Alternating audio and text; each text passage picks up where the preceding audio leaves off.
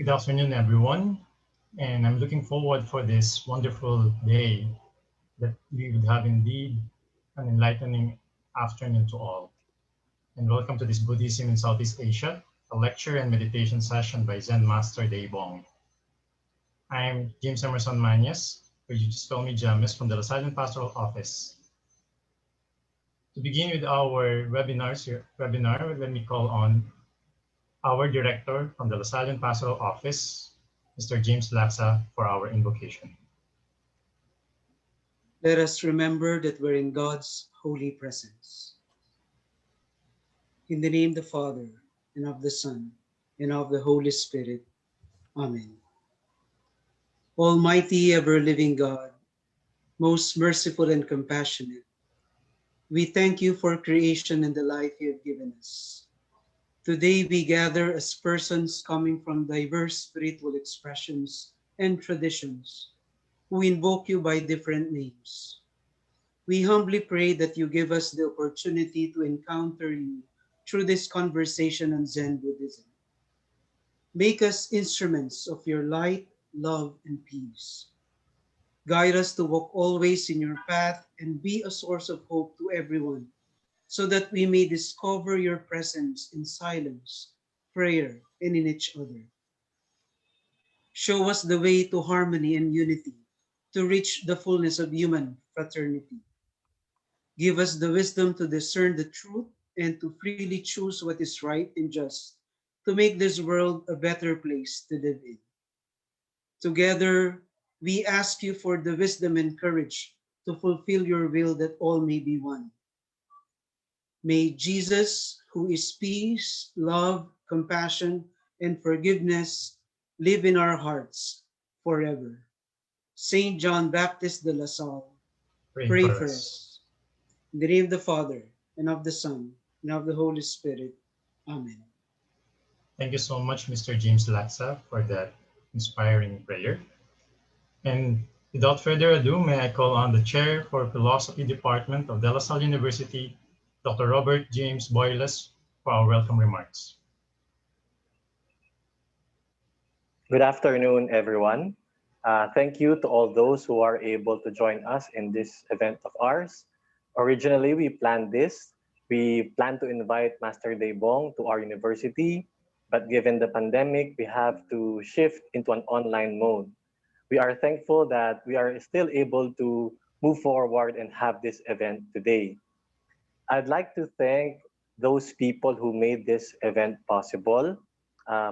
Former Consul General Kim from the Embassy of South Korea in Manila, here in Manila.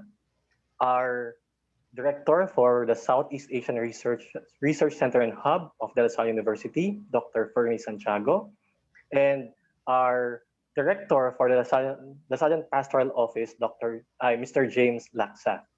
I hope everyone would enjoy this event of ours and hopefully would have a meaningful afternoon. Thank you, and please keep safe. Thank you so much, Dr. Boyles. And to introduce our speaker for this afternoon, let me call on Honorable Kim Hong-Kun, Deputy and Consul General Embassy of the Republic of Korea in the Republic of the Philippines.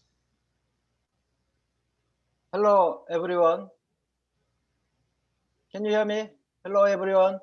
Yes, sir, we could hear you. Yeah.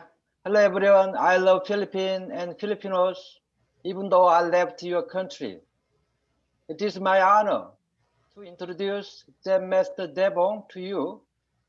You can read his biography, so I do not want to mention about it, but I want to share with you a very, very important message about today's lecture. Zen Master Dae Bong is teacher for me, my teacher. Zen Master Dae Bong is teacher for you, your teacher.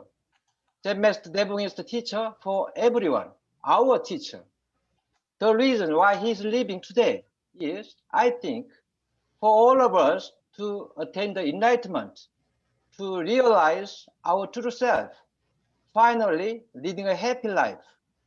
In this sense, I would like to recommend you one thing, to enjoy having a good time with him from now on. The more time you have with your teacher, Zen Master Dae Bong, the better, happier life you can lead. Today's lecture is a very rare and valuable opportunity for all of us, all of you, to be really happy. Therefore, I hope you can enjoy today's lecture. God bless all of you. Thank you very much.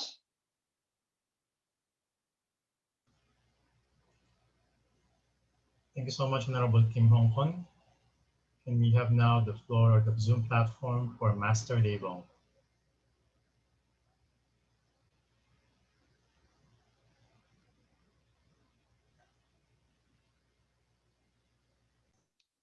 Good day, everyone.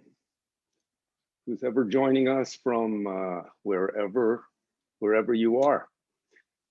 First, I want to thank some of the faculty and director members of the LaSalle University in Manila for making this talk possible. I don't understand much of the technology, just enough to join it, but I appreciate that they are making it available to really anyone who wants to be part of this afternoon. Also, thank you, Honorable Kim, for your introduction. Just so you know, you probably don't know, your son and I have been talking today. He had some questions about worrying. He's a university student in Korea. And of course, with the pandemic and other issues in life, many people are worrying about various things. And of course, young people have quite a challenge in deciding how to grow as a young person into an adult life and do something worthwhile for themselves and for the world. This is an introduction on Buddhism. Some of you may be a little familiar, some of you may be very familiar, some of you may be scholars. I am not a scholar of Buddhism. I met my teacher. I became very interested in Buddhism when I was young in America. I think you can read that in my bio. And I met my teacher when I was 26 years old in the United States. He's a Korean Zen master named Zen Master Seung. And very fortunate for me, I immediately felt a connection with this teacher. I had confidence in him as someone who could really teach me Buddha's teaching in a very live way, in a lived way, the way he lived, and that I could learn from. And I really never had that challenge, that confidence shaken in the 27 years I spent with him. So I'm very, very grateful for the good fortune of meeting him, for his willingness to come into another culture without speaking English, without having much money, and simply living with anyone who wanted to try to do practice with him. He's a Zen master from Korea, and so the tradition I grew up in is Zen. But very interestingly, Zen, the heart of Zen is the big question, what am I? Most of you probably know about Buddha's life. Very briefly, Buddha was a prince from a kingdom in northern India. What is now, his area is now part of Nepal. And his life was kind of set. You know, what was going to go in his life was pretty clear. He didn't have to study for high school and university exams. And no matter what, he would end up king. And his father, for various reasons, tried to protect him from seeing the sufferings of life. But one time as a young man, he left the palace grounds, and traveling around, he saw an old person, and he was shocked. The story goes, he was sheltered from seeing old people.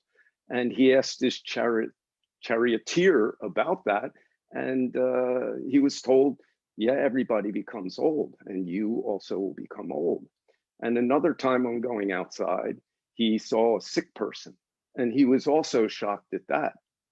And he asked about that, and his charioteer told him, yeah, everybody gets sick, and someday you also will get sick. And then on another occasion, he saw someone who had died, and he didn't understand that. So suddenly he realized that everyone has this suffering of getting older, getting sick, and dying. And that really hit his mind.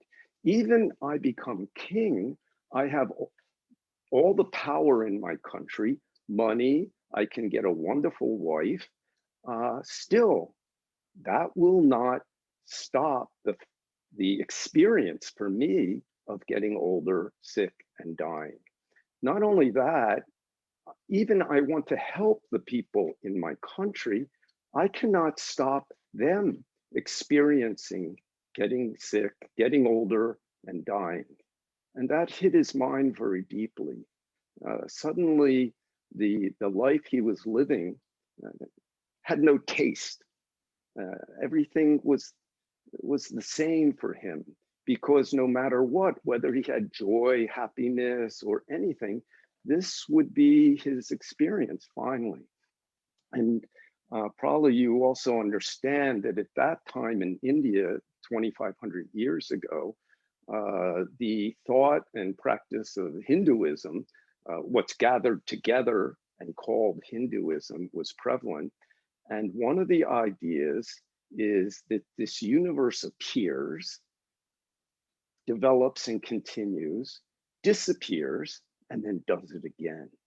And in the same way, we appear, live our lives, disappear, and come back again. And there's nothing we can do about that. Even in India, there's this feeling, there was at least, that everything is controlled by karma, by the cause and effects of my life.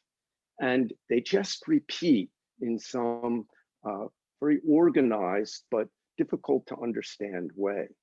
But for example, if you were a homeless person sitting by the side of the road and the army came by or the king came by with horses and the dust got kicked up into your face, often people would think, well, this life, that's my karma. Next life, I'll be on the horse and they'll be on the side of the road. So if you consider that this might continue endlessly, it can really hit you deeply. And this hit Buddha very deeply. And on a final time, leaving the palace, he saw a spiritual person who had left society and was practicing something to overcome this endless round of the word from ancient times is samsara, around, around, around, around. Actually, if we observe our life, we've probably seen it. You know, you do something and you get a result, and maybe you don't even like it, but for some reason you do it again later and you get the same result and you don't like it. And then you do it again and you get the same result and you don't like it, or you like it. Either way, it's samsara. It's a repeating habit. Yeah, Albert Einstein once said, insanity is doing the same thing over and over again and expecting a different result. So many times, even if we observe this in our lives, we don't learn from it. But Buddha really got hit by the nature of samsara. And so everyone knows he left home and he went out and began practicing a spiritual way. And he practiced under two of the great masters of that time. At that time in India, one of the big questions in the spiritual realm was, is there something permanent inside or outside? And of course, in the West, what we call something permanent outside is God. And inside, well, maybe it's me, or it's spirit, or it's my soul, or something. And people didn't know, is there something permanent besides all this changing experience? We can see our bodies always changing and social situations always change, but is there something reliable and permanent that's not changing its nature all the time? And he practiced with two different masters, attained their teaching, was approved by them, but wasn't satisfied. So he went off and continued his practice, and that can be another story, or you can read about it. But one day in India, sitting under a Bodhi tree in the early morning, he saw a morning star and got enlightenment and realized true nature. You know, the word Buddha means awake, awake, somebody who has awakened. And at the time he was enlightened, he said he realized everybody, everything has this Buddha nature, that the whole universe is awake, and it's beyond life and death. And many things which I'll talk about today, he realized. And a very strange thing, that in his realization, there is nothing permanent inside or outside. But this was not a cause for suffering, but his realization actually ended his suffering. So after some hesitation, he got up and he began teaching and sharing this. And one of the lovely things, which I know many Westerners deeply appreciate in Buddha's teaching, is he said, don't believe something just because a person who is acknowledged as great says it. Don't believe something just because it's written in a book that everybody praises.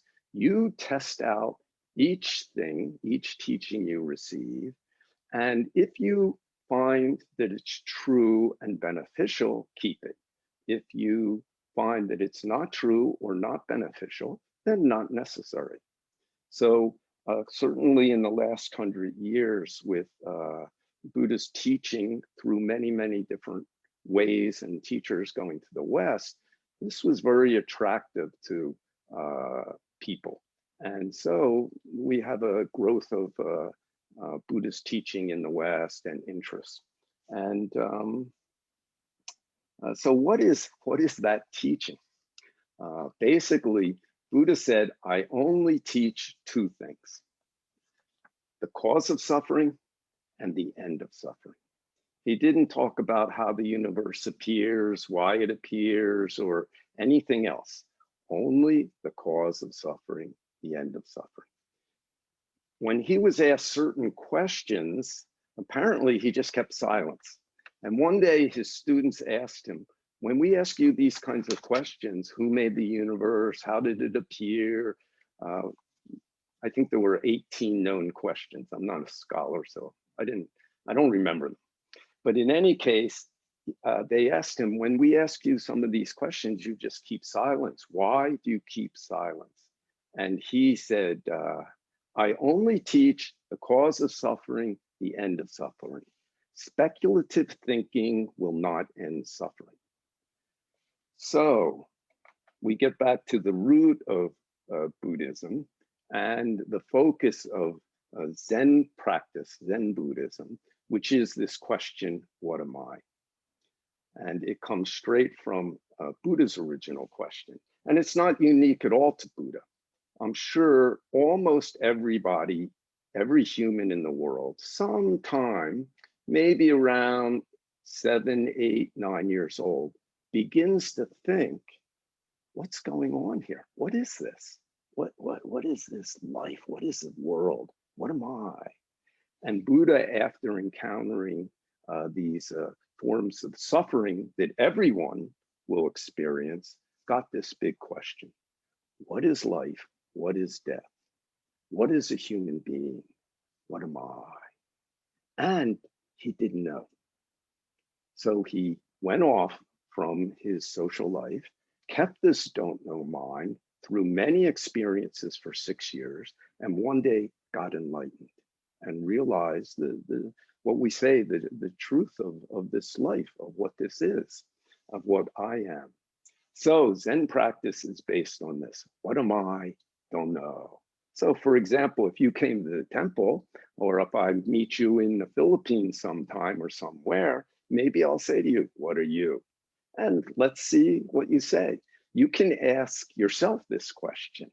I remember being around 8 years old at my parents' house and standing in the bathroom and looking in the mirror and saying my name over and over again. My name when I was born, my parents gave me was Lawrence, whatever that is.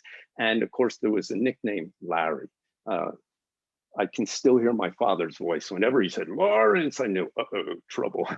But I remember standing in front of the mirror and saying the name over and over in different speeds, sounding it out differently, and thinking to myself, what do these sounds have to do with me?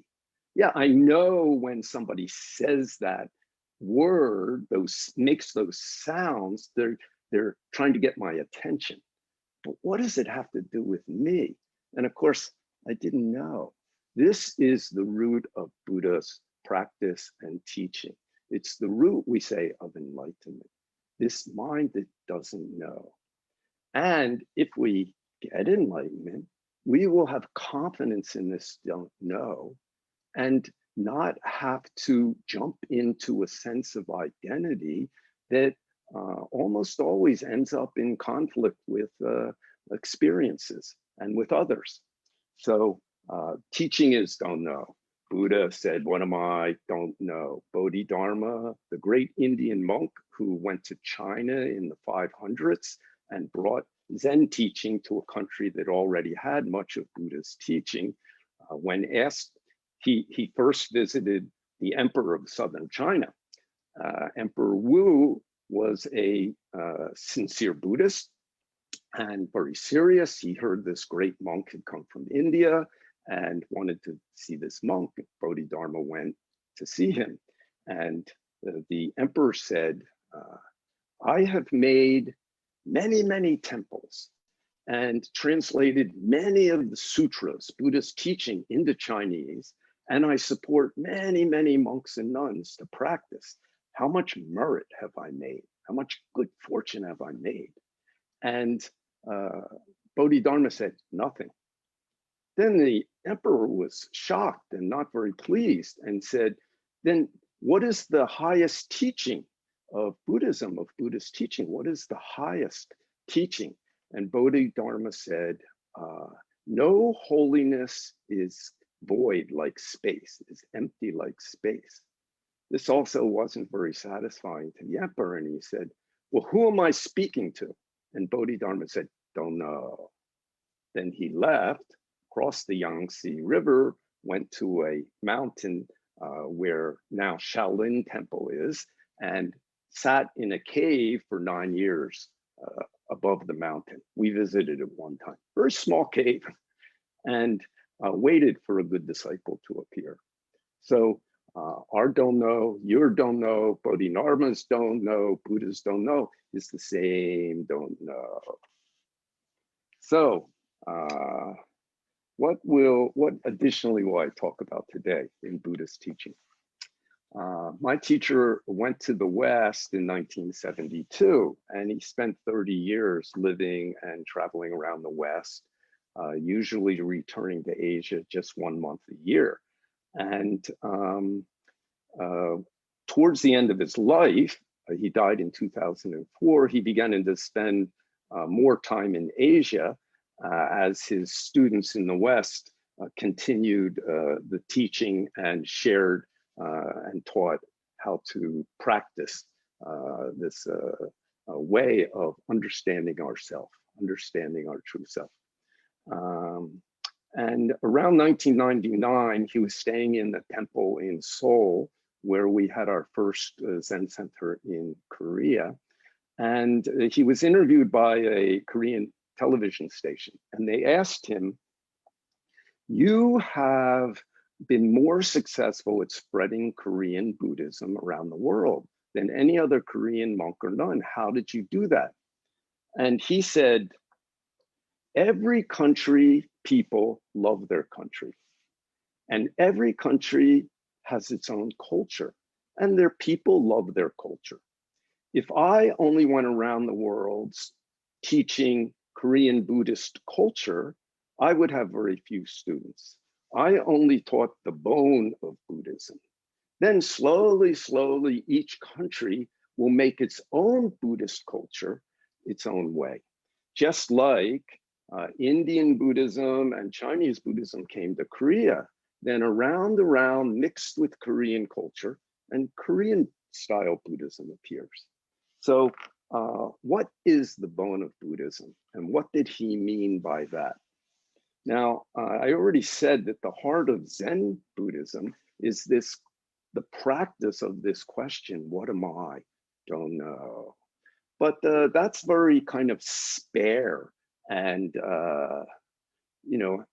has no taste and is hard to get a hold of. Actually, as you go through the day, you keep asking yourself, what am I? Don't know. What am I? Don't know. It might be pretty hard to function and you might get lost. So there is so much more to Buddhist teaching that can help us find our way in our daily life and become clear. The point of our practices become clear. Basically, and I'm jumping ahead, the purpose of Buddhist teaching is get enlightenment, which means realize our true nature and help others. We say that's human beings' original job. Realize our true nature and help others. If we find our original job, any kind of body job's okay. When you're with your family, do your family job. Parents help their family. Children help their family. When you're at work, do your work job. That's helping society. When you're driving your car, do your correct driving car job. That helps everybody. We all know to drive drunk is dangerous, not only for you, but for everybody else. So don't do that. Very simple way to proceed. When we're sick and dying, do your sick and dying job. Well, not fortunately for him, my teacher was sick. He had very bad diabetes and only never stopped his activity, which was extreme for most people. He did a lot all the time. But his body slowly broke down and I got to stay with him in hospitals and do many things. And it was amazing how even when his body was suffering, somehow he turned the situation into amazing teaching for me and for others, not just verbally, but in any way, just by life and actions. So you can even turn your sickness into a way of helping others. Any parent, let's say a young parent is dying of cancer and their young children come in, they will find some way to talk to the child to give the child confidence. Oh, mommy loves you. Mommy will always be with you. Some way to use this sickness to help others. So it's a natural thing. We can do that.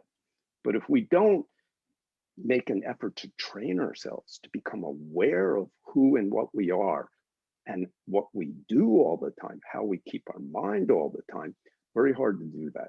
Then we're controlled by our habits. Doesn't matter, good habit, bad habit. And we cannot control the coming and going of happiness, suffering, happiness, suffering, happiness, suffering. So one thing to understand, Buddhism has some different divisions. Many of you are connected with the Department of Southeast Asian Culture and Studies. In Southeast Asia, Buddhism follows a style that's called Theravadan or Hinayana. In Northern Asia, Tibet, China, Japan, Korea, follows a style called Mahayana. Vietnam and Malaysia kind of have a mix of both. And nowadays, of course, in the West and also in Asia, all these styles are available and all mixed together. And according to each person's affinity, we may follow a particular style that speaks to us. But there are certain points that are accepted by all the branches and styles of Buddhism. One is Buddha got enlightened. The next is Buddha is our teacher. The next are the precepts, the rules Buddha left for ethical living. Although now there's 4 collections of these, at least the monastic precepts, they're very similar to each other.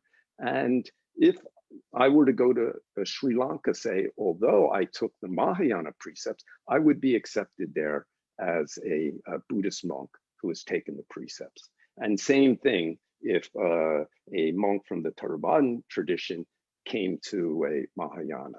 So everyone accepts that certainly the most important of the precepts is acceptable and valid and valued by everyone. And some of the main teaching points, which may be emphasized differently in the different traditions, are accepted by all. So I already talked about the purposes of Buddhism. Understand our true nature and help others. And what's important, I think, to understand, especially in modern times, is that actually for me, I mean, I'm a monk. I've been living in temples and Zen centers for 43 years, and I've been ordained for, 36 years. But Buddhism, I don't know if you call it a religion or not. Buddha was in many ways a scientist of human being. What is a human being?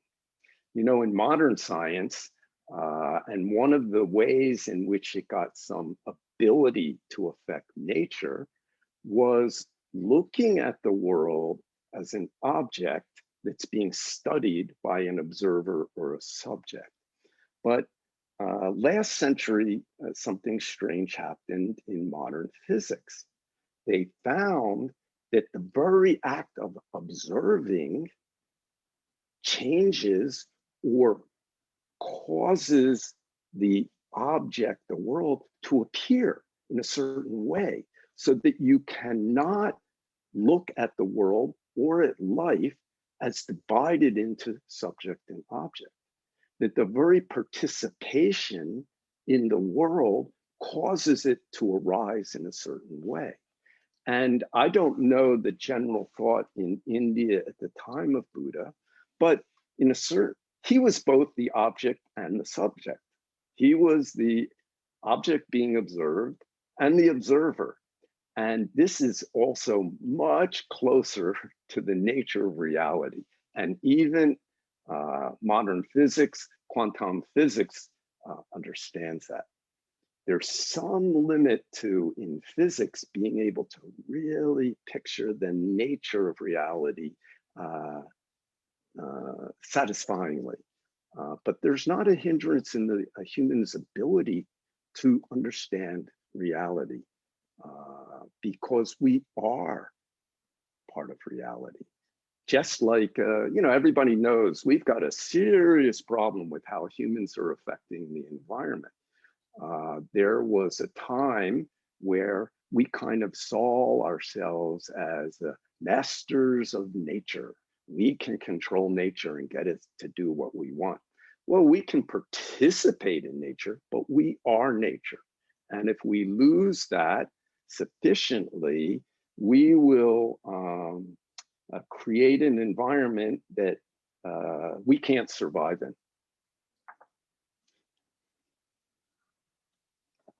My teacher used to always talk about, you must keep correct situation, correct function, correct relationship. And when we say that, it can sound like, oh, there must be some outside morality that one must keep, these rules one must keep. Confucianism has that, Western religion has that. But in Buddhism, it's looked at very differently. In the situation itself, if you become clear, what's clear appears. And what's clear takes you out of suffering. Even in the midst of body suffering, your mind's not suffering because you are following the truth. And Jesus said, we had a beautiful prayer in the beginning by the Father. And, you know, it really touched me because it reminded me of my childhood. Although I didn't grow up Catholic or Christian, I grew up in a Jewish family. I went to synagogue a lot. There was a Catholic church down the road from us. I liked to go to Christmas services actually when I was a kid. And, you know, I guess I like religious places. I always wanted to go up for communion, but I was afraid they may say some secret word and I can't say the correct secret word back and I'll get caught and they're like, you can't have communion. But in any case, it sort of touched me like my childhood to hear that. A little digress there. Correct situation, correct function, correct relationship, we say comes out of becoming one with the situation. So for example, and leads out of suffering for yourself and others. So one day, you know, in the 1980s, I don't know what the thinking was in the Philippines, but in America and probably in the Soviet Union, there was lots of thinking about nuclear war, we'll blow each other up. And I actually have some very interesting, funny stories, even from the 1950s about that. But now nobody talks much about nuclear war, but that was the big overriding danger that we experienced, at least in the United States. So one day, one of Zen Master Sahn's students, I think it was around 1983, said to him, sir, you always say keep correct situation, but if a nuclear bomb falls on my city, what is my correct situation? Then I remember Dae Bong said, die. He said, that time you cannot die? Then the student said, oh no, what can I do? What, that's horrible. And he said, no, you go outside and oh, good fireworks, then die. That's correct. That's correct. You cannot do that. You cannot, you can live, you know, that time, not possible.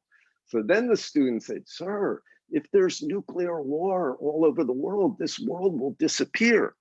Then I remember Kun Sanim Seung Sanim said, this world not disappear. Then the person said, well, no, then what happened? Then Sanim said, new world appear. Then the student said, what kind of world? He said, poison world. Then the student was, you know. Then I remember Seung Sanim said, you don't like poison world, but poison creature likes poison world. So, you know, we should realize if we disappear, it's not such a big deal. The earth is going to keep going and some other creatures will be able to live in the world that we've left behind. So if we're wise, we should really understand we are part of nature intimately and we do not control. But that very mind puts you becoming one. It's like somebody surfing a wave. They don't control the wave, but if they become one, something wonderful and beautiful appears. Same thing for human beings. And we don't know what the result will be yet. The jury's out, the verdict's not in, we'll see. Structure of Buddhism. It's interesting, the father said, the Father, the Son, the Holy Ghost. There must be something about threes in human life, because in Buddhism, what's called the three jewels are Buddha, Dharma, Sangha, a teacher, teaching, and community. So we say there's three kinds of Buddha, Dharma, Sangha, three kinds of three jewels. The first is historical. The historical Buddha is Shakyamuni, the Prince Gautama, who practiced, attained enlightenment, and then shared teaching and taught people how to practice within their life, whatever their social or life situation. The historical Dharma was his speech and actions while he was alive. We say nobody studied Buddhism while Buddha was alive. They practiced it. They watched him, they asked questions, he answered, and then they tried to apply those answers to his life. So that was the Dharma.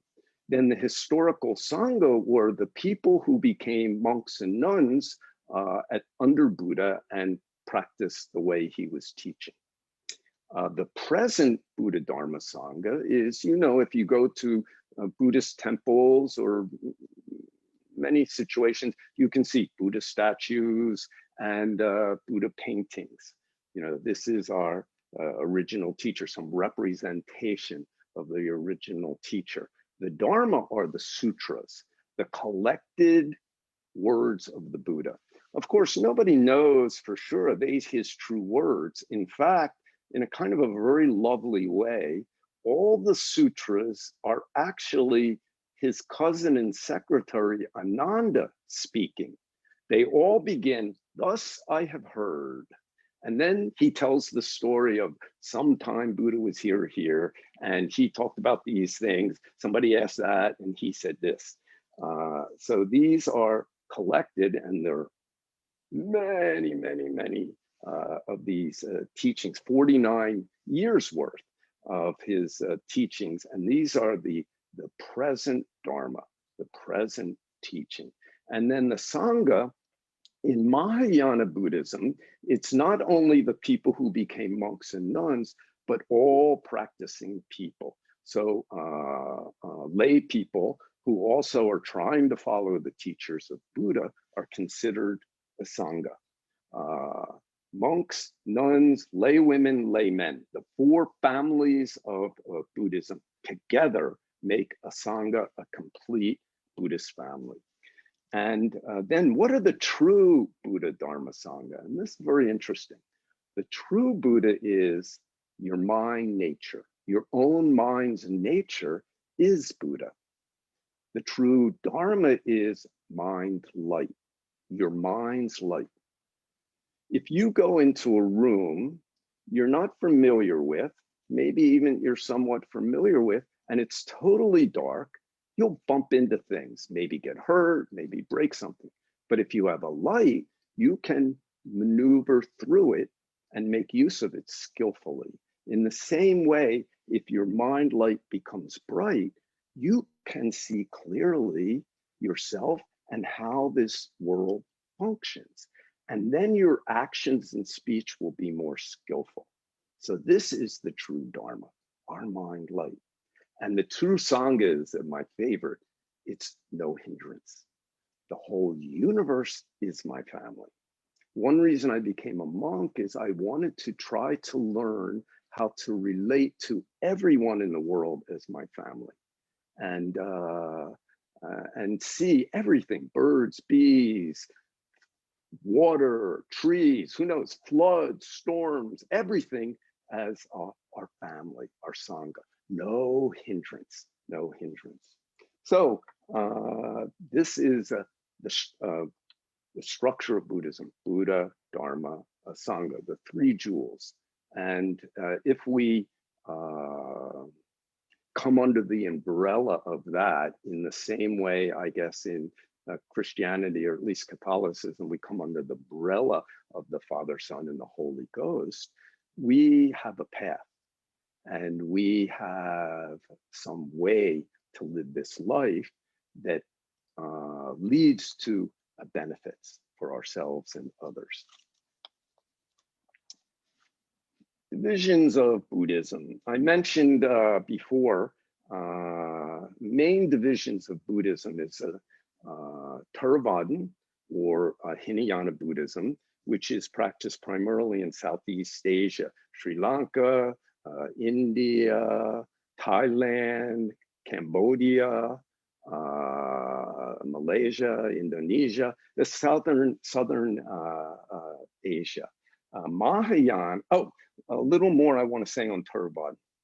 Theravadan Buddhism, if you boil it all down, essentially what it means is going from something to nothing. Here we are on this world. We have this human something, you know, body, emotions, thinking, situation, etc. And we have suffering. No one avoids suffering. It comes and goes according to karma, but there's no avoiding of it. And the result, the end result is the same for everybody. Old, sick, die. So in Buddhism, we say the causes of suffering in humans are desire, anger, and ignorance. In Theravadan Buddhism, the cure for those three poisons is ethical behavior, precepts, concentration, the ability to concentrate your attention, and insight, seeing the nature of the world and the function in the world correctly. Through those three practices, you can take away desire, anger, and ignorance, be freed from suffering. And if you do it thoroughly, you are never reborn. This is the teaching. So the ideal in Theravadan Buddhism is called Arhat. Arhat is someone who's gotten enlightenment, who has completely eradicated all desire for life. That means also the desire for annihilation. So they don't just die or disappear. They live out their life following this ethical behavior, and they never return. This is the ideal. And so that's why in Theravadan countries, usually the ordained people, monks and nuns, are kind of held up and high, and the lay people maybe can't, this is their idea, can't take away these things as easily. And so they gain merit, benefit by supporting the practicing people. In Mahayana Buddhism, we can say, boil it all down, going from nothing to something. Originally, this world is nothing. Actually, there's a poem from a Catholic monk in the 1500s, and it says, "The God who is pure emptiness appears as substance and form." Storm and I forget the last part, but it's kind of saying, you know, good things, bad things that come and go. But that's very important. Even the mystics in Christianity perceive that the original nature of God is emptiness. Same point, okay? So originally, nothing. This universe has no meaning, no reason, non-necessary, but something's here. So how does this something function correctly? If we find our correct way to function, then we free ourselves and others from suffering. This is the teaching of Mahayana, but it's founded on realization of the original emptiness of all phenomena. And it's practiced mostly in Northern Asia, as I mentioned. Zen is a part of Mahayana Buddhism. Tibetan Buddhism is a part of Mahayana Buddhism. And the ideal in Mahayana Buddhism is called the Bodhisattva. The Bodhisattva is one who got enlightenment, but vows to continually return to the world to live among people and help all beings. So although, of course, the ordained people are respected and many times, many ways supported, the ability to get enlightened among the lay people and ordained is the same, because everyone has the same Buddha nature. And you don't need to leave social life to become clear, realize your true nature, and live in a way that benefits others. Zen in particular, you can boil it down and say, not something, not nothing, just do it. So just do it is a very interesting phrase. All teaching words, we must realize they're pointing to something. If we attach to the teaching word, we won't attain the point. It's very important, you know. So we must attain, experience, what is that pointing to? So Zen is the teaching's not dependent on speech and words. So that is overall The basic bone of Buddhism, the structure, the divisions. Now, I can talk more about the major teachings in each division, which are part of the bone, because they're accepted by all, and they help us. They help clarify the experience of our life. For example, most of us don't realize, but we create our own perceptions of things. And many times we don't understand the underlying ideas that we are holding that cause us to perceive things a certain way. Usually, the underlying idea is I, that I exists. But I is created by our thinking. But we have this idea, I want, I don't want, I like, I don't like. We also have an idea, this is right, this is wrong. And the way we perceive things is dependent on that underlying ideas that we hold.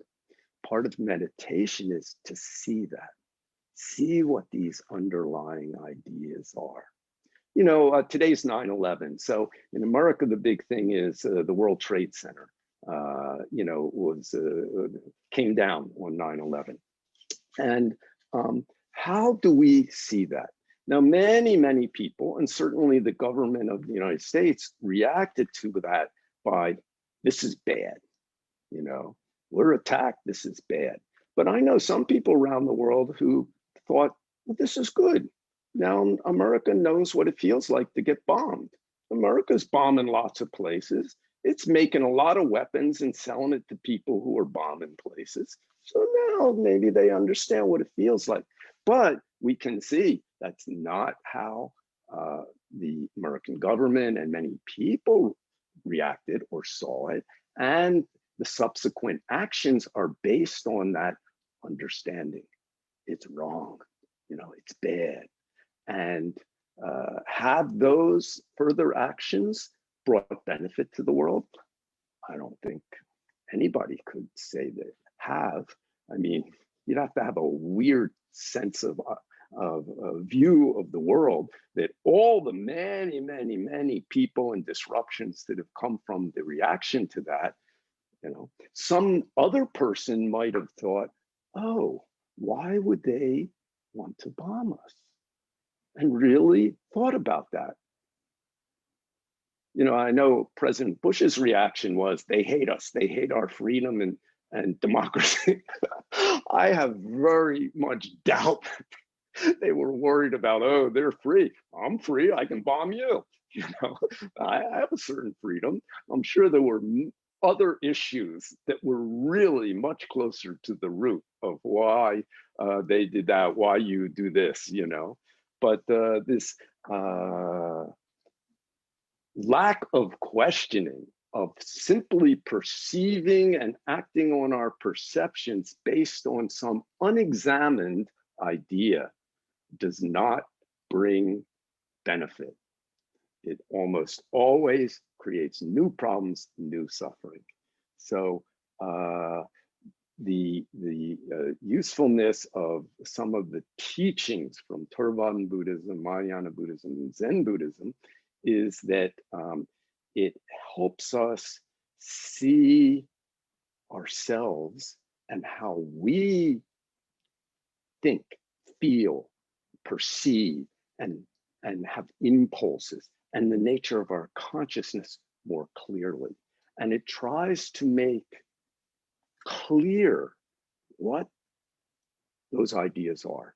And according, you know, following Buddha's point, if you apply these insights to your life, you will find that it brings you benefit. You know, I want to give time for questions right now. It's almost been an hour. And, you know, if I can talk about some of the major points of these particular teachings, but let's see what you're interested in. Thank you for that one, Master Dae Bong. Thank you for that enlightening sharing. We do have actually our first question coming from an anonymous attendee. What are Gautama Buddha's feelings regarding politics and social issues? What are whose feelings regarding What are politics? Gautama Buddha's feelings regarding politics and social issues? Gautama Buddha. Yeah. Well, all we can say about Gautama Buddha is he could have been top politician and he gave it up.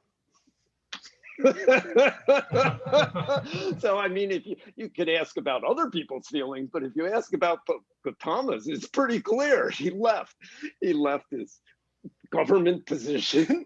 He left his family. So I guess he decided, I'm not going to spend much time on politics or social things, although he did help create rules for people to live and practice together. And he gave advice to lay people how to live and practice together. So I can't speak for his feelings other than looking what he did. Thank you for that one, Master. There's You're another welcome. question here coming from Noel Jr. de la Cruz, if I'm not mistaken. How is Zen different to the teaching of Chogyam Trungpa? Chogyam Trungpa was a famous Tibetan teacher who spent a good portion of the last part of his life in America. And he had, his teaching went very wide. I heard him give a few Dharma talks in the late 70s and 80s. I was already practicing Zen, but he had come to Boston. I was living about an hour from Boston. He gave a talk in a Christian church, Unitarian church, and I remember going to that, and a couple times when he was in the area. The highest teachings of Tibetan Buddhism, which are called in one tradition Dzogchen, and in the other tradition, for some reason I can't remember, I'm getting older, but Mahamudra, or I forget, but in any case, is identical to Zen in the point of big question, what am I? And it's sort of the final meditation, just trying to realize or settle in the nature of our awareness, our ability to be aware. So in that point, they're the same. I remember somebody asking Seung in America, Tibetan Buddhism has many colors, but Zen Buddhism always seems to like a brown and black. Why is that? And he said, if you like many colors, then you can follow this way. If you don't like so many colors, you can follow that way. Although Seung did an interesting thing. In our meditation room, he had all the mats and cushions made in different colors. And, there was blue and green and yellow and red and they were all different colors. And I didn't realize, I thought that was Korean Buddhism, but when I came to Korea, everything's black and brown.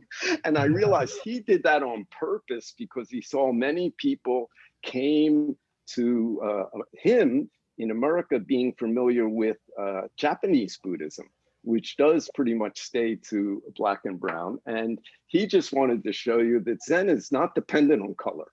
He'd say Zen is like clear water. It could be very boring, but you can always live drinking water. And you can turn that water into anything. If you put alcohol in, it's alcohol water. If you put salt in, it's salt water. If you put honey in, it's honey water. If you put shit in, it's shit water. So he said, that's Zen. So that's all. Thank you for that one, Master. Another question from Gabriel. How does the other branches of Buddhism perceive the concept of the Dalai Lama? To see the what of the Dalai Lama? Perceive the concept of the Dalai Lama. Well, I don't think it's a concept, Dalai Lama is a person. And it's really up to Tibetan Buddhism whether they feel continuing this on is useful.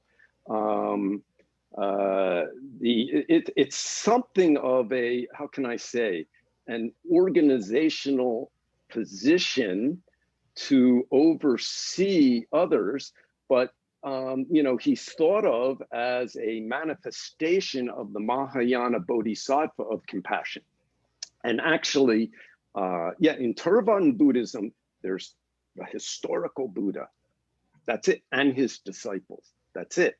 In Mahayana Buddhism, they have a more cosmological view, and they begin to talk about bodhisattvas, the bodhisattva of wisdom, of compassion, of action, of great vows to save all those who die.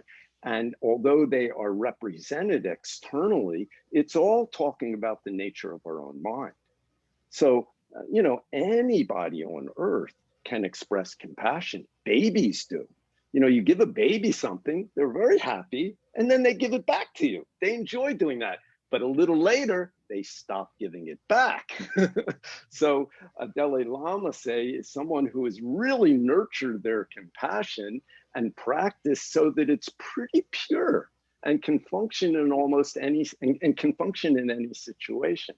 So that's just a reflection of our own ability. It's just, he practiced for, you can say, lifetimes after lifetime. So if we do it too, maybe next time, whoever asks the question, when they die, they'll be reborn, they'll be the Dalai Lama. This Dalai Lama said, oh, maybe next time I'll come back as a woman. He also said, maybe we need to stop this position. So,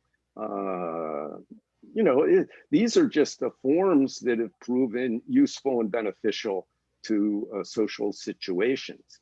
And but the concept of someone really having wisdom, there's lots. Everybody has the wisdom they need for their life, but it's all covered with our desire, anger, and ignorance. So when you're with your parents, your wisdom doesn't come out. One thing I've realized from my life experience is the problem and the cure always arise together. If you become clear, you find the cure automatically for your karma. I'll give you an example. I'm the oldest son in my family, and my mother pushed me a lot when I was a kid. And so she and I fought a lot, and I eventually found my way that I had confidence in, and she ended up with confidence in it too. But, mothers are so interesting. They my experience is they never give up. So I haven't lived with my family since I think I was 18, but of course I visited them often. Even after I ordained, I'd always visit at least once a year, even when I lived overseas, and would spend a week with them. And although we didn't talk much or anything, I think we were very close in a deep way. But I kind of knew when I was about 8 that in the future, I wasn't living there. I wasn't living with my family. I wasn't living in the area. No bad feeling, no plan, no idea, but it was sort of a sense I had inside. Anyway, one of the last times I visited my mother, she was 91 at the time, still living in her apartment alone. My father had died. And she liked to watch the news. And so she and I were watching the news on TV. So she was 91, I was 66. And out of nowhere, she turns to me and says, you could have gone to Harvard University. And I thought to myself, I graduated high school 50 years ago. I just thought this, I can't believe we're still talking about this. Plus, she never told me she wanted me to go to Harvard when we were a kid. She probably knew I would just write it right off. I didn't like Harvard and Yale because they made the CIA and the Vietnam War, So anyway, but it just made me laugh inside. But what I said to her, I knew if I was a teenager, we would have had a fight. But what I said to her is, Mom, why don't you apply to Harvard? I'll write you a recommendation. I have a high position in my field, and with your CV, I'm sure you'll get in. And she looked at me it was such a great interchange between us. And she looked at me with this kind of mom mind, which mothers who are watching will understand perfectly. part of her mind was, oh, my son's so cute, you know, my son's cute and clever. And the other part is, why don't you listen to me? You know? So, I mean, it totally diffused the situation, even humorously. Name is wisdom. It doesn't always have to be humorous, but it fits perfectly. Your mind, their mind perfectly connect. Then according to your karma, you let go, they let go, nobody lets go, you know, that's that. So Dalai Lama's, you know, he meets people and boom, his wisdom appears. But we have the wisdom for our problems. If you practice, practice, practice, practice, it starts to appear by itself. It fits, you know. So when my mother died, my brothers and I got together, and I said to them, you know how mom and I used to fight our whole life? And when I was young, she'd win most of the time. But after I started practicing, I started to win a lot. And when she died, I think it was 50-50, but I was going to fly past if we kept living, you know. So I have a very, although, you know, I think all humans have to struggle to become themselves. You know, my mom was my great, you know, helper in me learning to become myself. Okay, next question. Yeah, thank you for that one, Master. So we do have a bunch of questions. Let me have the question number 4. Does Buddhism encourage resistance or revolution? For instance, if I see something wrong happening before me, would it align with Buddhism that I react to stop it? Or should I stay away from the situation and accept it as it is? This is coming from SDM. Both ways you have a problem. Buddhism means mind revolution. In your mind, there's a revolution. Then you'll see things clearly. Then your function will have effect. But if you go in without clarity, whether you try to change it or stay back, it's like cooking rice and sand together. Depending on your degree of ignorance, of attachment, that's how much sand is mixed in with your rice. So if you want to just cook rice, then you must do introspection, learn correct meditation. Meditation is not just about becoming calm, it's about becoming clear. So many times after a sitting period, not now, because I live with people who've been practicing a long time here in Korea. And right now, because of the pandemic, we usually have lots of people coming and going, joining retreats, but we can't take people in. But there's 17 of us living in our mountainside temple, and they don't talk this way anymore. But many people will say, oh, that was a good meditation. Oh, that was a bad meditation. What they mean is, I like or I didn't like the way I felt. That has nothing to do with meditation. Meditation means become clear. If you become clear, then a lot of the time you're pretty calm, but sometimes you're not.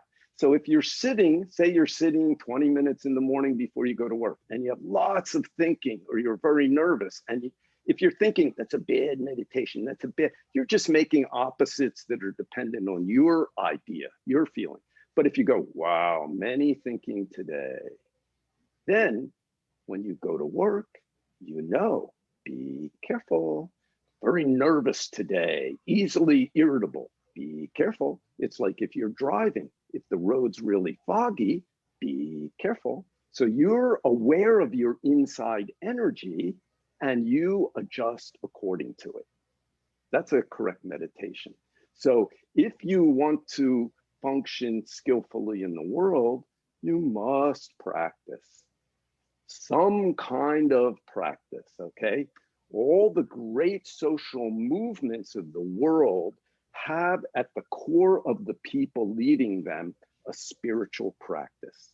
Martin Luther King, perfect example from my country.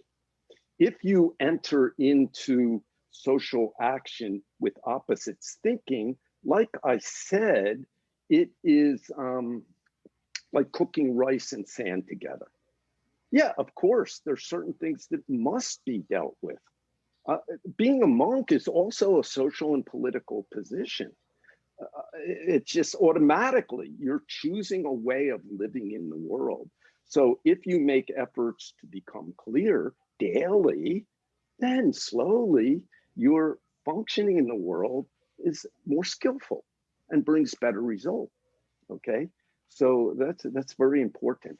Revolution itself, no meaning. You know, Kafka, everybody's heard of Kafka. Kafka said, every revolution, this is an amazing quote, every revolution evaporates and leaves behind it the slime of another bureaucracy. So if you have a mind revolution, you'll bring peace even walking through a war. And if the situation is you die, you die. And you can die understanding very clearly what you're doing. So whether you want to retreat from the world or act in the world, actually retreating is a way of acting in the world. Very important to practice. Learn meditation. Learn meditation that's not only about becoming calm. Yeah, calm is part of it, but becoming clear. Then you can join social movements in a way that will really benefit people. Sure. Next question. Thank you, Master. These are 17 questions so far. Let me go to question number 5. How can Buddhism help us become more understanding of people who are oppressive? Does it allow us to tolerate or resist? This is coming from Isa Sophia Robin. Can you repeat that a little slowly? Because I'm losing my hearing, not the iPad, AirPods, but inside the ear. I'm getting older. How can Buddhism help us become more understanding of people who are oppressive? Does it allow us to tolerate or resist? This is from Isa Sophia Robin. If you understand yourself, continue to work on what am I, and begin to see yourself, you'll start to understand the people you run into and what's appearing and what's happening and how to deal with it. So the best way is a self-reflection. And then you begin to understand others. You know, like I said, I learned to handle my mother so much better as I was practicing. I got a sense of humor about it, which really threw her off. But I know she ended up with great appreciation, you know. And even after I died, you know, after I am dead already, you know, but still talking. After my mom died, I remember my uncle said to me, you know, your mother was very proud about what you were doing. So who knows, you know. Next question. So question number 6, what is the experience of no self-like? Again, what is the experience of no self-like? This is coming from Raj Mansukhani. When you drink hot water, you feel hot. That's non-self. Okay? When you're thinking something, then you got a problem. You know, one time my teacher said, if you want enlightenment, go see a movie, okay? You go see a movie, and especially it's something you like or you're interested in, you forget about yourself. You know, maybe you like a love movie, so you identify with one of the characters, you go through whatever they're going through. There's no I. You completely become one with what's happening, you know? Or maybe you like a war movie or fighting movie, you know? The cops fighting with each other, with the criminals or something, or the criminal winning, who knows, you know? But you forget about yourself. But when you walk out of the theater, that enlightenment doesn't help you because it's not yours. The movie controls this taking away of I. So practicing, then you can see through it and experience it. But we experience it every day, you know. You look at the sky, blue. That name is enlightenment. So we say, get enlightenment very easy. Keep it moment to moment, very difficult. So you look at the sky, it's blue. So it's sunny. If you're a Korean woman, you take an umbrella, a sun umbrella, because you don't want your skin to turn brown, because then everybody thinks you're a farmer. But in America, California, if you see blue sky, Oh, you take your clothes off so you become tan. So everybody thinks you must be rich like Paris Hilton. So it's the same blue sky, but very quickly, my opinion appears, my feeling, my idea. So non-self is just pure. Sky's blue, tree's green, dog goes woof woof, sugar sweet. We experience it all the time. But probably you can remember when you were a child, the experience was very strong. But now less and less and less, because more and more thinking, more and more opinions. So that's why we say practicing correctly saves your eyes, saves your ears, saves your nose, saves your mouth, saves your body, saves your mind. Then you can, this non-self is before thinking. We demonstrate it like this. There's no thinking there, just sound. That's your original nature there. But keep it moment to moment, very difficult. Soon thinking appears. So we make, as we get older, more and more thinking. Then even good things we can't appreciate because we know they're going to disappear in a moment. You can't moment to moment do it. Thank you, Master. Another question coming from Jean Purpura. What is emptiness in Buddhism?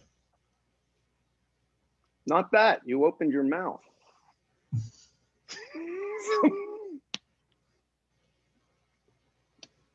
Okay, next question.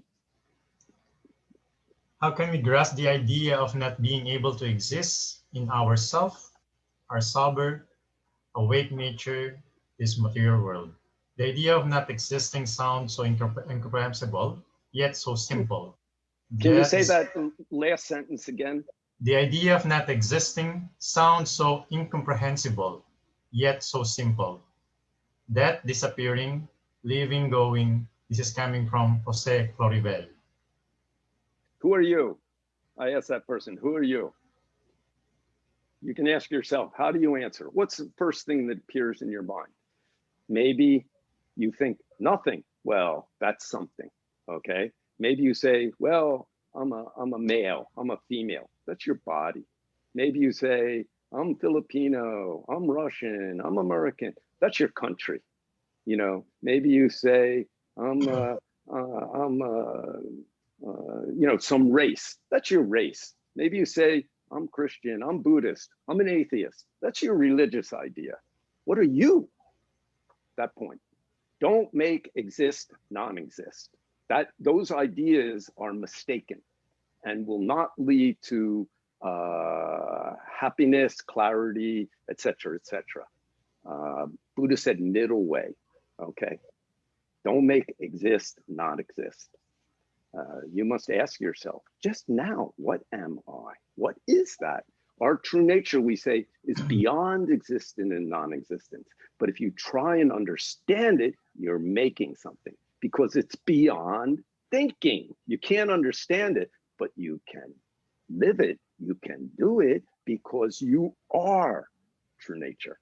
But you don't have confidence in it. We only have confidence in our creation, our ideas, our concepts, okay? So don't know is very important. Don't know, only go straight, don't know. Go to your local Zen center or Buddhist temple, don't know, okay? If you go to church and you keep don't know, you'll become correct Christian. If you go to the mosque and keep don't know, you'll become a correct Muslim. If you, have you think, God doesn't exist, and then you'll become a correct a human without God, no problem. Don't know is our true way. When you're not sure what's going on, you don't know. Only go straight, don't know. Okay? What does that mean? One of Seung San's students from a long time ago was a professor of music at a big university, Yale University. Many people heard that. And he and some other people made a Zen center in New Haven, the city of Yale. And he lived with his family nearby. And he they had morning and evening bowing, sitting, chanting, meditation, once a month, 3-day retreats. And some people lived in the center, some lived outside. I don't think there were any monks and nuns there, so they ran it themselves. And you know, the people who lived in the center probably had jobs or they were students, but they kept this very good regular schedule. Anybody can come and go. Then one time he asked Zen Master Seung, when I get up in the morning and walk down to the Zen center, I can keep Don't Know Mind. When I'm bowing, sitting, chanting, I can keep Don't Know Mind. When I go back home and have breakfast with my family, my wife and my 2 kids, I can keep Don't Know.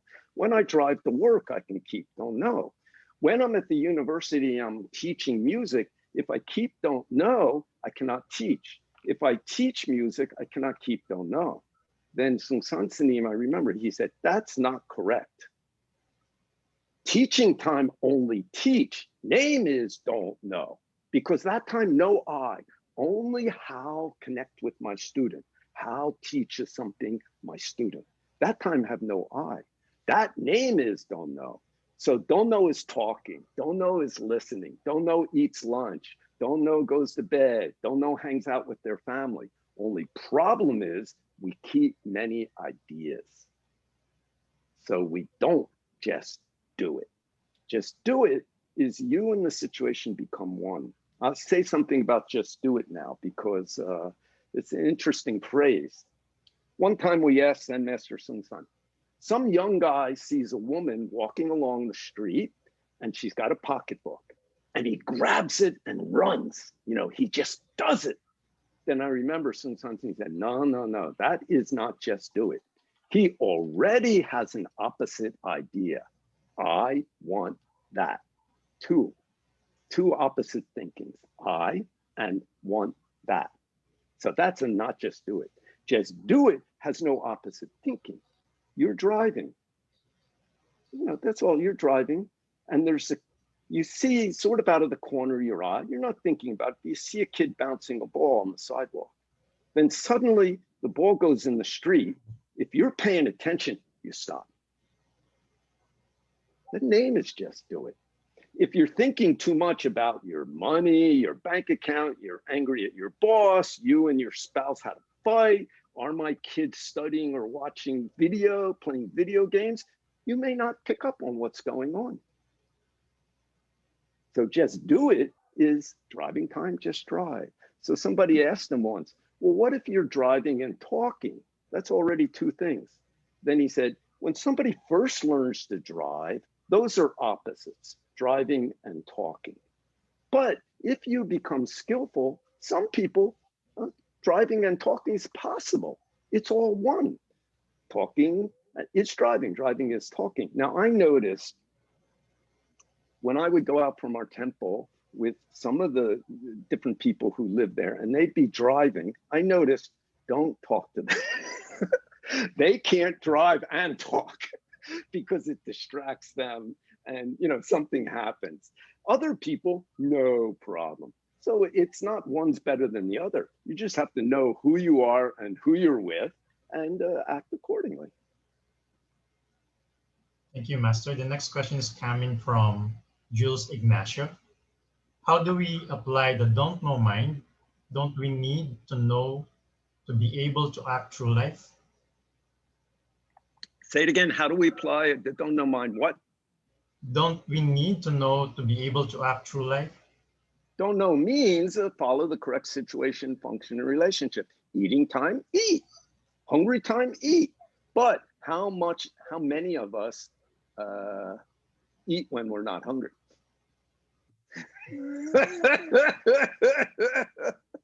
So in our retreats, we have this special little meal. It's called 4 bowls. It's just an eating style. And you get the food served and you adjust the amount you want and you sit there and wait, totally keeping silence. And then there's a signal and then everybody eats. And when we're mostly done, they hit another signal. Somebody comes around, pours a little tea in your bowl. You decide how much and you clean the bowls with the tea, drink it so that you eat everything you took. Every grain, every sesame seed, everything. And then you get some water, you wash the bowls with water. Then a common bowl comes around and you pour off a little clear water into that common bowl. And any water that still has some food particle in it, you drink. If you do that for 90 days, your eyes and your stomach start to make harmony. So that name is a don't know mind. You learn to function in your life. What is don't know mind? If you're a husband, when you're with your wife, keep a husband mind. Don't be thinking about work. If you're a doctor doing surgery and you're thinking about a fight you had with your wife, you'll have a problem. Other people will notice that. And you know, if you're talking to your children, but you're thinking about something at work, even unconsciously, they'll realize you're not paying attention to me. So just do it. Just try to keep your correct situation moment to moment. If you also have a daily practice and reflect on yourself, you can begin to see what is the correct situation, not just my idea. What is not working here? Somebody has 3 kids. The kids don't clean their room, so you yell at them. One kid you yell at, it works, they clean the room. One kid you yell at, worse. One kid, you don't even have to tell them, they clean their room. If you only have one technique, one way of approaching situations, you're going to have limited effectiveness. If you have some ability to reflect on yourself, what's going on in you, your body, your emotions, your mind, you can also begin to see what's happening in the outside situation very easily. You don't have to think about it a lot, but you have to make this practice effort. We'll do some sitting soon, I think. And it's very simple, you know, basically just breathe in, breathe out, but you can see where your thinking, emotion, body feeling come and go. Not good, not bad. Just see it and return to your breath. And that will help you become more clear. And that helps you. That the name for that is don't know, you know, not realizing if I hold on to my ideas, I can have a problem, you know. So you begin to learn, you learn. One lovely thing I realized in Buddhism is there's no unemployment. You don't have to worry about it. There's no, always you can be paying attention. Always you can be self-reflective. Always you can, well, what might help this situation? You know, always the world needs you to do something. You know, go to sleep, take a nap, you know, try to do something difficult, answer somebody. You don't get paid for it, but it's our true life. And actually, it's the way you pay the universe for the universe's support. It's the way you pay for the air, you pay for the water, you pay for this body you got. If you don't, when you die, you have to pay then. Another question, Master, from SDM. Who is God in Buddhism, and why does Buddhism teach reincarnation as opposed to judgment and heaven and hell, like other religions? Why does it or does it not? Why does it not have a judgment of heaven and hell and stuff like that? Did he say it does not? Why does Buddhism teach reincarnation? Oh, today's Friday, tomorrow's Saturday. That's all.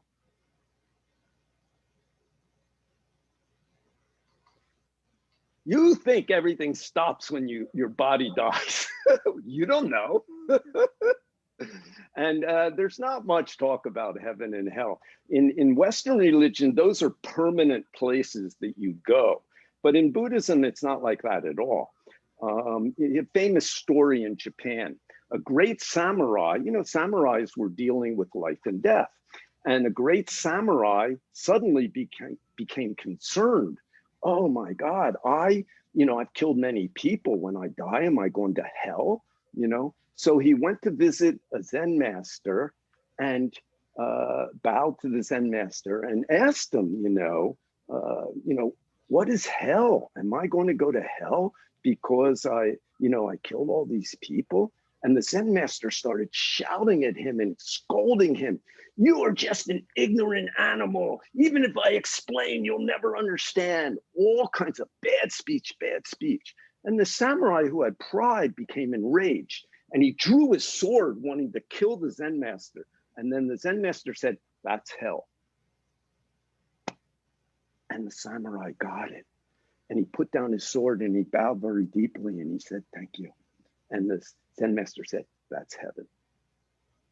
So heaven and hell are just our mind. Whether you stay there permanently or not, you decide.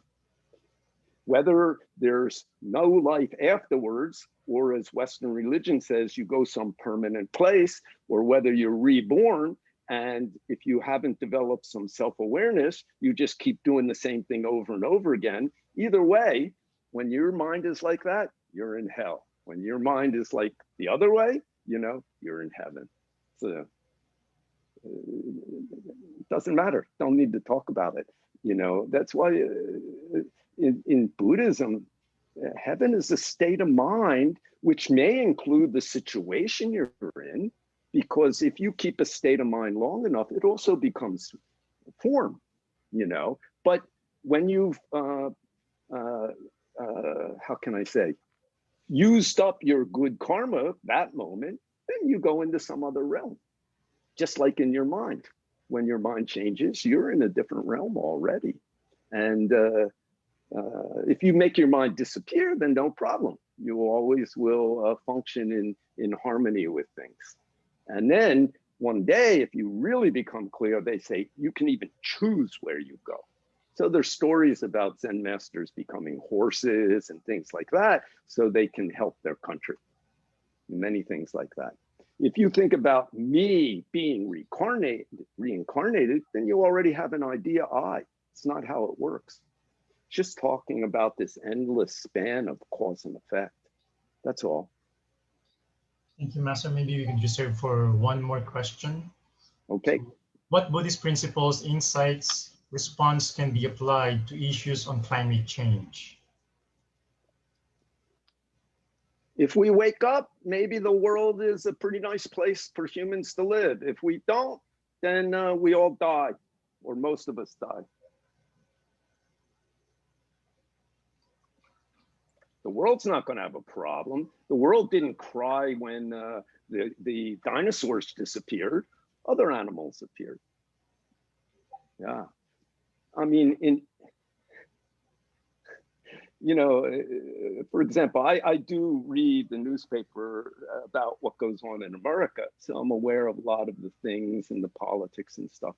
And, you know, it's very clear people who want to deny that we're having a big effect on the environment, it's money. It's all about money. They find money far more important than anything else. And they can maybe convince themselves that we're not having an effect, or they don't care, or what. But it's attachment to money. This world's problem, biggest problem now, is the main focus of human society, the dominating focus, and it's been this way for a long time, is money. That has no direction. My teacher gave a very interesting talk around 1990. He said, this world is like a tree. The tree gets energy from its roots, and those roots go up into the branches, and in the springtime, a flower forms. And the flower is very beautiful. It's there maybe 10 days, and then it falls off, and behind it, a little fruit begins. And as the energy comes up from the roots, through the summer, the fruit grows. Later in the summer, the fruit has two colors. Its color's not complete yet, not so good. One side facing the sun has kind of a good color. You can imagine an apple, it's sort of becoming red. One side, not yet so good, you know. He said, before 1989, that's our world. You know, before the 1800s, human beings organized our understanding of the world and our social relationships around religious ideas. But in the 1800s, we started to organize them around economic ideas. And it eventually became, during the 20th century, communism and capitalism.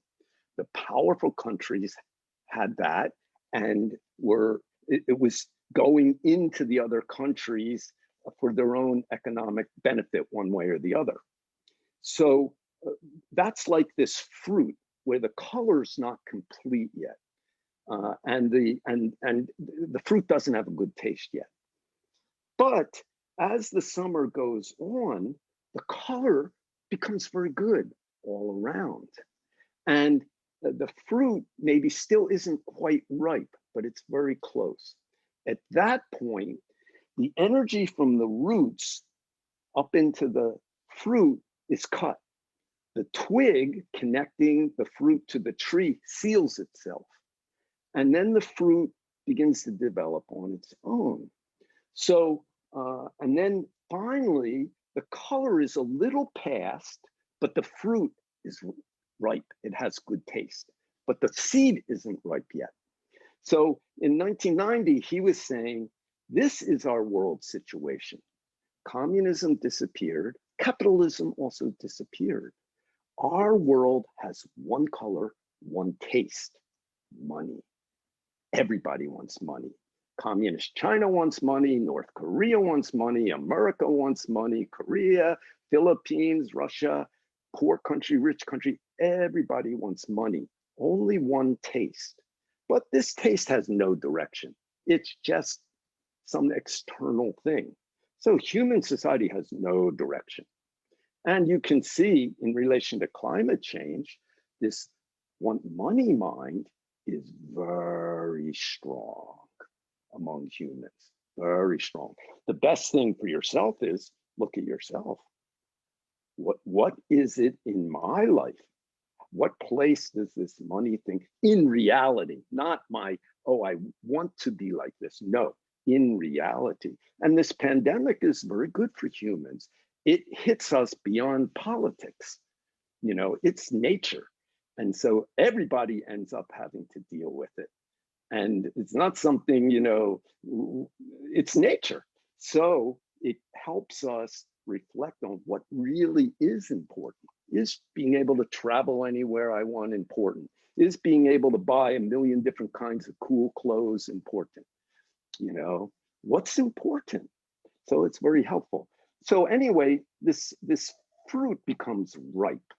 The fruit's ripe and it has one taste, money. But any fruit doesn't stay ripe long. It soon starts to become rotten. So many rotten spots start to appear. So originally, I don't know, 1990, what were rotten spots? Yugoslavia became a rotten spot. Who knows, someplace in the Middle East, in Africa, and many places started to become rotten spots. Now, one thing about a fruit, when it starts to go rotten, it cannot stop the process. Eventually, it becomes more rotten, and it drops. So many religions were saying end of the world. In America, many of the Protestants, they're really into this end of the world. There's going to be an end of the world. Even some of the politicians behind what they're doing, they have this idea, you know. I think of it as a self-fulfilling prophecy. You know, you ask you ask your girlfriend, do you love me? And she's like, yeah, I love you. Of course I love you, you know. Then next day you ask her, do you really love me? Ah, honey, I love you. Don't worry about it, you know. Then a few days later, do you really love it? Of course I love you, you know. Then why you keep asking? You know, it goes on and on and on. Of course I love you. What's the problem? I love you. You love me? Yeah, I love you. Finally, one day he says, do you love me? And she goes, no. And then the guy says, I knew it. That's called a self-fulfilling prophecy. You create it yourself. You have an idea, you pursue it, you create it. That's what I think about end of this world. I'm sorry. It may happen, you know, human world at least. But if we think that way, I'm sure we will make it happen. You know, you always make what you're afraid of happen. It's an unconscious process, you know. But in any case, Buddhism doesn't talk that way. When the fruit is completely rotten and drops, then the seed is ripe. So we say, the seed is ripe. So you must understand your seed. You must attain your seed and take care of it. What is your seed? What am I? What am I? That's the point. Okay. So then dealing with the environment, whether it's good, bad, gets worse, gets better, is not difficult. This world is not only a human world, it's also a dog world, a cat world, an elephant world, a bird world, an air world, a water world, a plant world. This universe is not just belong to humans. So my teacher used to say, human beings are the dictators of this world. But if we realize we're a living part of this whole thing, which always supports us, and live in harmony with it, a very good result. Okay. Thank you, Master. Apologies to all if we cannot entertain further questions due to the limit of time. At this point, Master Dae Bong would lead us in a meditation session. Okay. I know there was some discussion, 30 minutes or 20 minutes, but there's not a lot of time left. I have on my clock maybe 17 minutes. So what my teacher always suggested to people is 10 minutes. 10 minutes every day at your home. So let's do a 10-minute meditation now. And certainly if you want, we can gather together another time and do longer meditations for those who want. Actually, our school now, because of the pandemic, has an online program, and we have day-long retreats with teachers. We have 24-hour retreats. So one in Asia oversees it for 8 hours, one in Europe for the next day, one in America for the next day, and there's teaching and also meditation. So anyway, most important is, what do you do? How? So everybody, wherever you are, just sit up straight, whether you're in a chair or on the floor, doesn't matter, no problem. Sit up straight and relax, okay? Relax. Tuck your chin slightly so your neck is straight. Put your hands in your lap. And be aware of your breath.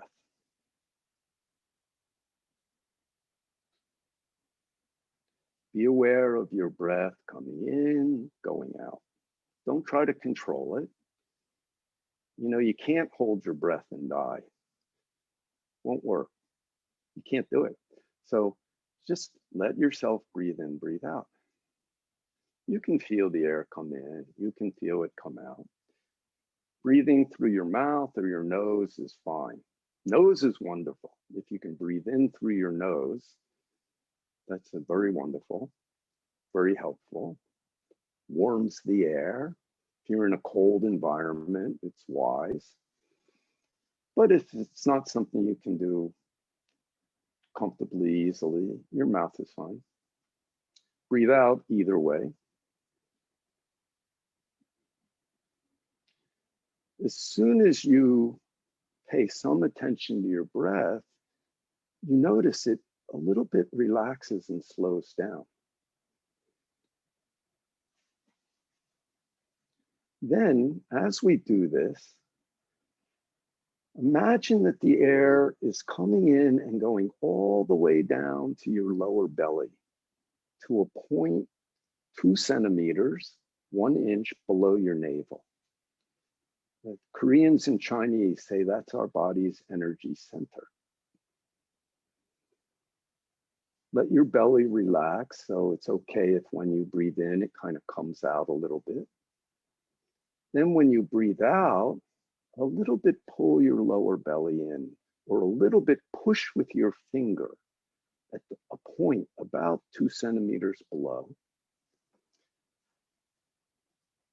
Put a little bit of effort into your exhale. In other words, make your exhale longer than it might be if you weren't putting some attention, effort into it.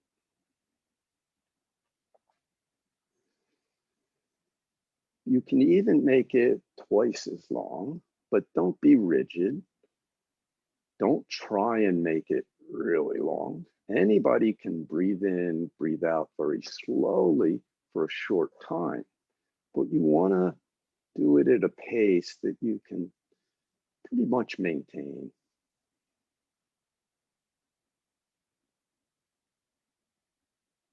And see where your awareness is. Be aware of where you put your attention.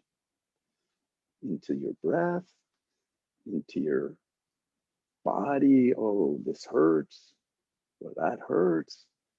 Into your thinking. Oh, I'm relaxed. Oh, I'm not relaxed. And simply bring it back to your breath, to the sensation of the breath. Don't fight with yourself. Try not to be judgmental. And if you have lots of thinking, just imagine that or feelings as clouds coming and going. We say our true nature is clear like space. The body, feelings, emotions, everything is just like the weather coming and going. If we attach to the weather, we have a problem when it changes. If we always go back to our original nature, then the weather as it is can become fine, wonderful, useful. So I will hit my hands 3 times to begin the 10 minutes, and then 3 times to end the 10 minutes. You can keep your eyes open or shut, doesn't matter. Okay?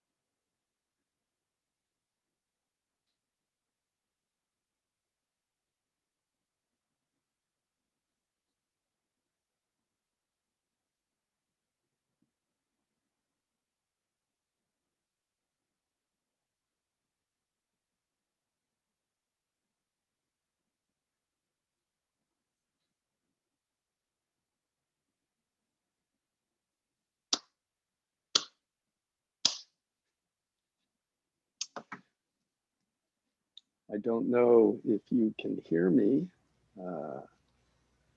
If people can hear me, I just want to say thank you for participating. Thank you for Honorable Kim, who originated this idea, and for the professors at De La Salle University for supporting it and pursuing it and making it possible. And I hope that everyone got something from this. And if nothing else, I'll try to spend at least 10 minutes every day just sitting quietly, being aware of your breath. And if you find lots and lots of thinking, ask yourself once in a while, what am I? You know, people say, oh, but I didn't get the answer. The question is the path. So please, let's try and help ourselves become clear and then benefit ourselves and our families, our countries, our society, all beings. Thank you very much. Thank you so much, Master Dae Bong, for that inspiring and enlightening sharing. At this point, may we ask Dr. Fernando A. Santiago Jr., Director of Southeast Asia Research Center and Hub, for the closing remarks. Good afternoon, everyone. This afternoon has been truly a very enlightening experience, and I hope that it was also enlightening to you as it was for me. I'd like to acknowledge the team that made this possible, and may I request the team members to please turn on their cameras if it's all right. Dr. Robert James Boyles, Dr. Lenny Garcia, Dr. Mark Anthony Dasella of the Department of Philosophy, Mr. James Laksa, Director, joined by Ms. Rosalyn Garcia, and of course our Master of Ceremonies, Mr. James Emerson Mañez of the Lasallian Pastoral Office. And on behalf of the De La Salle University, Department of Philosophy, the Lasallian Pastoral Office, and the Southeast Asia Research Center and Hub, we'd like to extend our gratitude. Thank you very much to our guests for joining us this afternoon, to Honorable Kim Hong Kon for really making this possible, and of course, Master Dae Bong Sun for sharing your time and your wisdom with us this afternoon. Thank you very much, and I hope you enjoy the rest of the day.